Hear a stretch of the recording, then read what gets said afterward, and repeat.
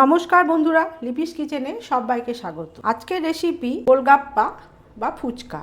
ফুচকা তো অনেক রকম হয়, জল ফুচকা, দই ফুচকা, চাটনি ফুচকা, আরও অনেক ফুচকা হয়। তো আজকে আমি যেটা তৈরি করব সেটা হচ্ছে চাটনি ফুচকা।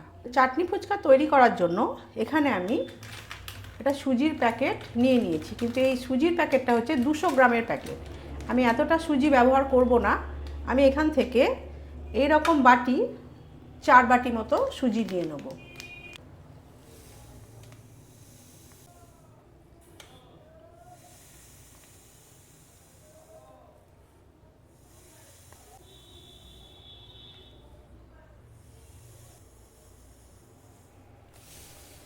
এই 4 বাটি মতো সুজি এখানে আমি নিয়ে নিলাম। এবারে আমি 4 বাটি সুজির সাথে 1 বাটি মতন ময়দা এখানে মিশিয়ে দেব। এবারে আমি এটা খুব ভালো করে মিশিয়ে নেব। এখানে কোনো রকম খাবার সোডা, নুন, তেল কিচ্ছু ব্যবহার করব না। এবারে আমি এটা অল্প অল্প করে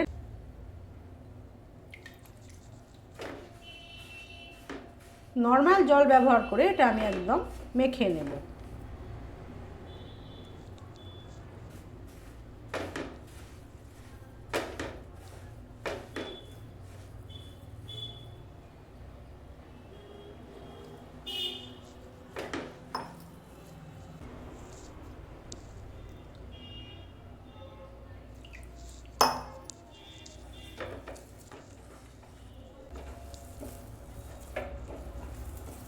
এটা যত মাখা হবে তত কিন্তু ফুচকাটা ভালোভাবে ফুলবে।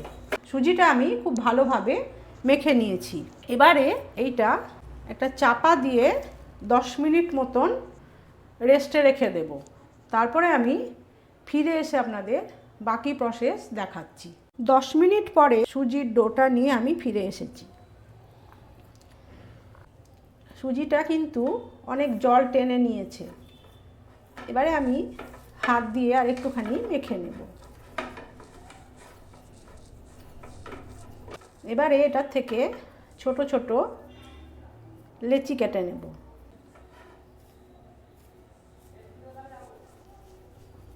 এবারে এক একটা লেচি এইরকম লম্বা লম্বা করে নেব।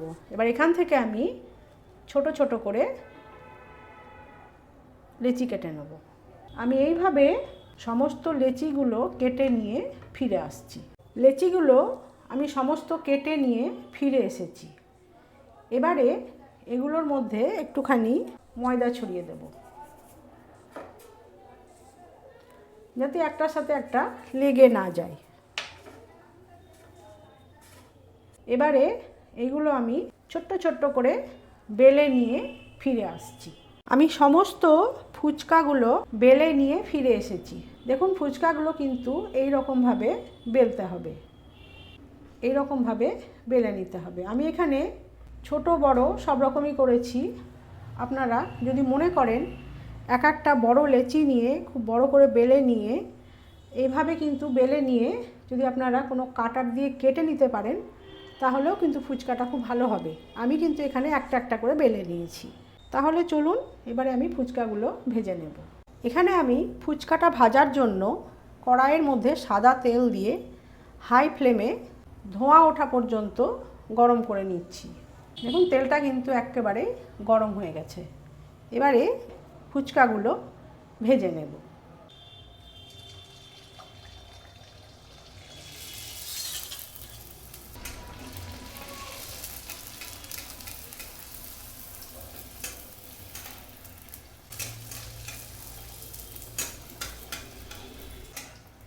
একটু লালচে লালচে করে ভেজে নিতে হবে। এখানে একসঙ্গে অনেকগুলো করে দিয়ে ভাজলে কিন্তু হবে না। আমি আরও একবার ভেজে দেখিয়ে দিচ্ছি।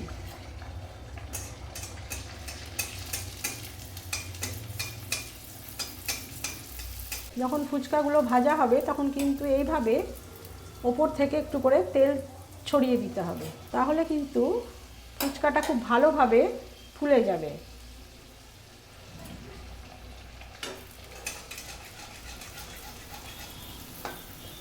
একদম ঘরোয়া উপকরণ দিয়ে স্টেপ বাই স্টেপ ফুচকা তৈরি করা দেখিয়ে দিলাম।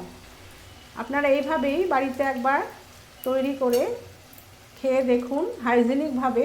বাইরের ফুচকা কিন্তু ভালো তেলে ভাজা হয় না, সেগুলো কিন্তু পাম তেলেই ভাজা হয়। যে মাপটা আমি দেখিয়ে দিয়েছি সুজি ময়দা, সেই মাপটা কিন্তু পারফেক্ট মাপ। আপনারা যদি ছোট বাটি মাপ করে করেন তাহলে কিন্তু 4 বাটি সুজি 1 বাটি ময়দা, বা যদি চামচ মেপে করেন তাহলে ওই 4 চামচ সুজি 1 চামচ ময়দা, এই হিসাবেই কিন্তু আপনারা মাপটা করে নেবেন।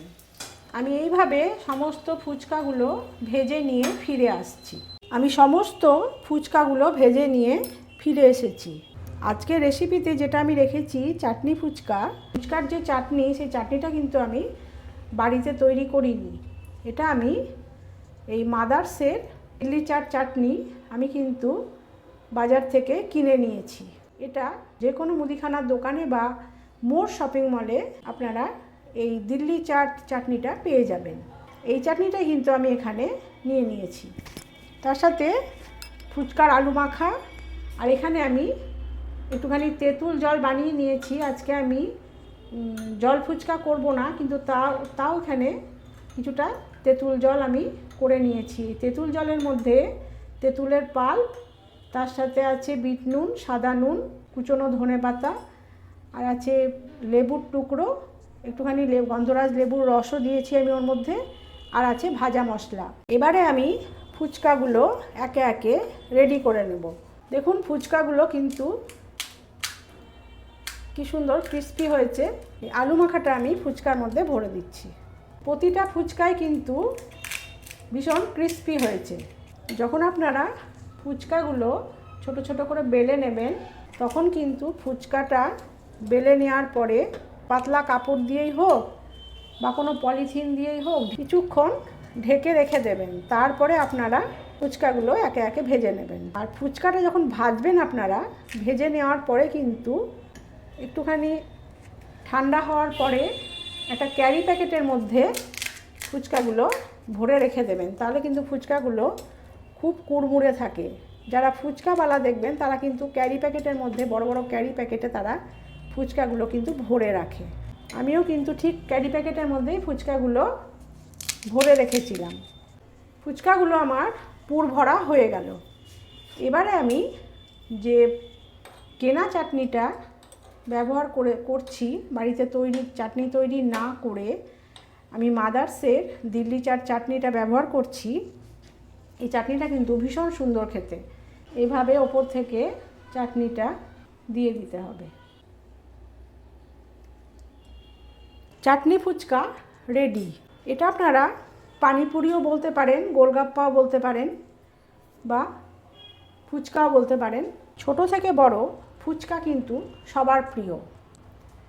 অতএব যদি রেসিপিটা ভালো লেগে থাকে তাহলে বাড়িতে অতি অবশ্যই ট্রাই করুন। ভীষণ সুন্দর খেতে। ভালো লাগলে চ্যানেলটিকে লাইক করুন, শেয়ার করুন, সাবস্ক্রাইব করে পাশে থাকা বেল আইকনটি প্রেস করে রাখুন। তাহলে আমি যখনই নতুন কোনো ভিডিও আপলোড করব তার নোটিফিকেশান আপনাদের কাছে খুব সহজেই পৌঁছে যাবে। আজ তাহলে আসি, দেখা হচ্ছে নতুন কোনো পর্বে। সবাই ভালো থাকুন, সুস্থ থাকুন। নমস্কার।